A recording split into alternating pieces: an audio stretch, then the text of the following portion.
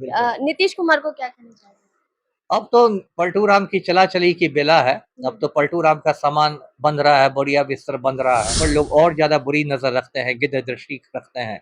एक कहावत हमारे यहाँ है कि गरीब की जोरू पूरे गाँव की भौजाई होती है। शादियों का पिंडदान करवाएंगे हम जी, लोग। जी। तो मतलब कहाँ है अभी सक सम्राट चौधरी? सम्राट चौधरी अभी अमित शाह के जूते साफ कर रहे हैं। अब अनंत सिंह का मनोबल बहुत ऊँचा है ना? और बात सही है, जिस राज्य का मुख्यमंत्री ही माफिया डॉन का चपरासी बन गया हो। ये जो बिहार राज्य महिला आयोग है, इसकी जो भी अध्यक्षा है, सदस्याएँ हैं, इनको चुल्लू भर पानी में डूब मरना चाहिए। तो क्या सजा होनी चाहिए?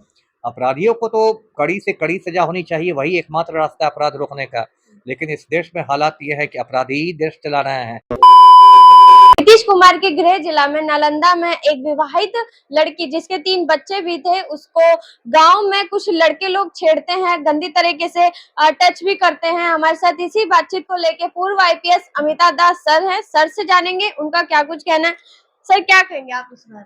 अब बड़े शर्म की बात है, ये जो घटना आ रही है, ये नालंदा जिले की है, जो पलटू राम का गृह जिला है, सुशासन बाबू का अपना जिला है। और पलटू राम दिन रात सुशासन का ढोल बजाते हैं। और उनका तकिया कलाम है कि 2005 के पहले ऐसा होता था जी। लेकिन अभी एक दो रोज से ये वीडियो वायरल हुआ है सोशल मीडिया पर, और बहुत दिल दहलाने वाला वीडियो है। उसमें एक शादीशुदा महिला है, 20-22 साल की होगी, उसको 4-5 गुंडे बिल्कुल गिद्ध की तरह नोचते हुए ले जा रहे हैं। और वो बिल्कुल रो धो रही है, रो चिल्ला रही है, आतंकित है। और वो भीड़ भाड़ वाला एरिया है, लेकिन कोई भी मदद के लिए आ नहीं रहा है।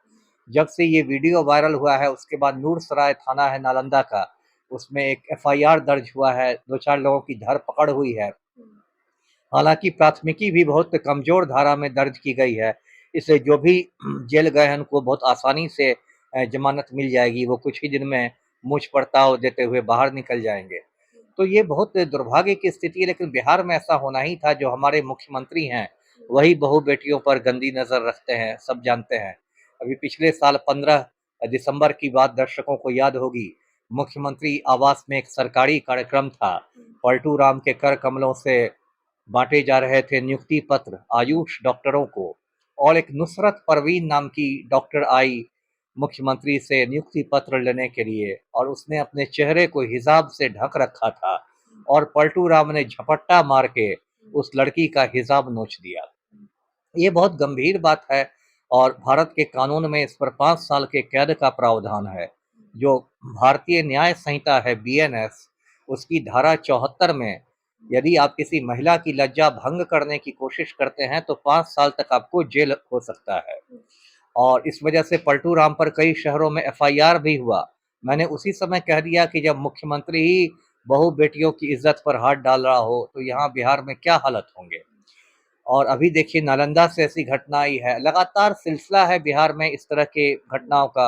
अभी नीट छात्रा कांड को देखिए, पटना के शंभू गर्ल्स हॉस्टल में एक लड़की के साथ रेप हुआ, मर्डर हुआ। उसमें जो मुख्य संदिग्ध है वो नीतीश कुमार का बेटा निशांत कुमार है। इसलिए उसको बचाने के लिए पहले एसआईटी ने लीपापोती की, फिर अब सीबीआई लीपापोती कर रही है।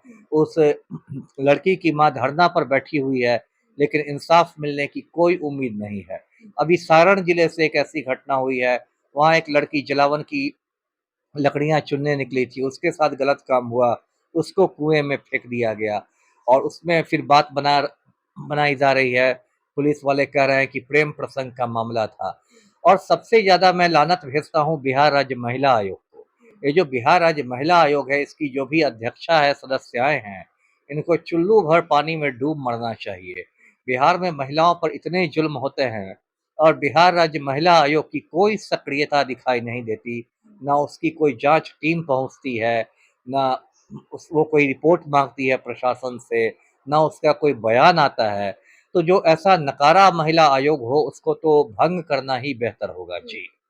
सर अनंत सिंह बोले थे कि बिहार में जब भगवान भी आ जाए तो अपराध कम नहीं होगा। अब अनंत सिंह का मनोबल बहुत ऊंचा है ना? और बात सही है, जिस राज्य का मुख्यमंत्री ही माफिया डॉन का चपरासी बन गया हो, पलटू राम अनंत सिंह के गिरोह में शामिल हो गए हैं, उस राज्य में तो अपराध को रोकना सच में बहुत बड़ी चुनौती है। तो अनंत सिंह का मनोबल ही दिखाता है कि बिहार के हालात कितने खराब हैं, कि वो भगवान को भी चुनौती दे रहा है कि आप भी आइएगा तब भी क्राइम नहीं कंट्रोल कर पाइएगा जी। सर, अपराधियों का मनोबल इतना बढ़ गया है कि बेटियां यहाँ सुरक्षित नहीं है। बिल्कुल। नीतीश कुमार को क्या कहना चाहेंगे? अब तो पलटू राम की चला चली की बेला है। अब तो पलटू राम का सामान बंध रहा है, बोरिया बिस्तर बंध रहा है। 11 अप्रैल को इस्तीफा देने जा रहे हैं। तो अब तो पलटू राम का एक तरह से दौर खत्म ही समझिए। लेकिन मुख्यमंत्री परिवर्तन तो होगा, लेकिन व्यवस्था परिवर्तन मैं नहीं देख रहा हूँ। इसलिए जो भी आगे की भी सरकार रहेगी उसमें भी इसी तरह के जुल्म होते रहेंगे। देखिए, दिक्कत ये है कि माफिया जो है उसका बिल्कुल तंत्र पर कब्जा हो गया है, सिस्टम पर कब्जा हो गया है। और बिहार सरकार तो ऐसे माफिया ही चलाता है, चाहे बालू माफिया हो, शराब माफिया हो, भू माफिया हो, ट्रांसपोर्ट माफिया हो, शिक्षा माफिया हो। और सबसे ज़्यादा गलती तो मैं बिहार के पब्लिक की मानता हूँ। बिहार की जो पब्लिक है वो सड़ गई है। वो गुंडे मवालियों को वोट देके विधानसभा में भेजती है, संसद में भेजती है।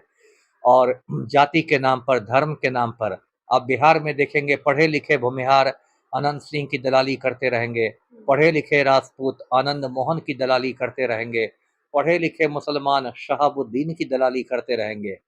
तो ये जो बिहार की पब्लिक सड़ गई है, इसकी वजह से स्थिति और खराब हो गई है जी। सर, सम्राट चौधरी बोले थे कि अपराधियों का पिंडदान करवाएंगे हम लोग। जी। तो मतलब कहाँ है अभी तक सम्राट चौधरी? सम्राट चौधरी अभी अमित शाह के जूते साफ कर रहे हैं कि हुजूर हमको अगला मुख्यमंत्री बनवा दीजिए, है ना।